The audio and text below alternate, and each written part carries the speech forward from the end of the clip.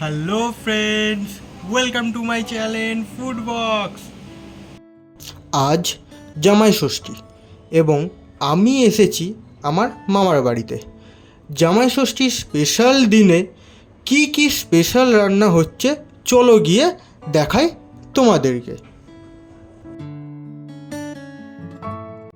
ভাত রান্না হয়ে গেছে ও তার সাথে সাথে বিভিন্ন রকমের ভাজাভুজি ও আমের চাটনিও রান্না হয়ে গেছে।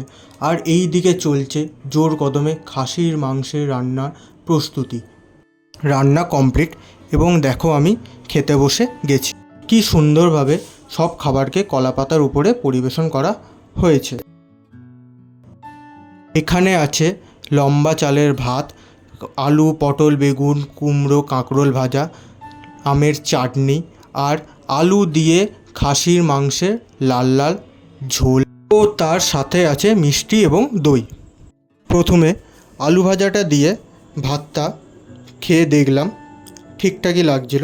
তারপর খাসির মাংসের লাল লাল ঝোল এবং আলু দিয়ে ভাতটা খেয়ে দেখলাম ঝোলটা আসলেই খুব ভালো হয়েছিল আর খাসির মাংসটাও খুব নরম ছিল। আমার মটন ফেভারিট, আর এতদিন পরে এই রকম সুন্দর মটন খেয়ে আমার মনও আনন্দিত হলো। পুরো চুমু ছিল মটনটা। অল ওভার সব খাবার দাবারই খুব ভালো হয়েছিল এবং আমি শেষ পাতে মিষ্টি দই সন্দেশ ও রসগোল্লা খেয়ে আমি আমার ব্লগটা এখানেই শেষ করলাম। যদি আপনাদের ভালো লেগে থাকে please do like comment share and subscribe. Tata.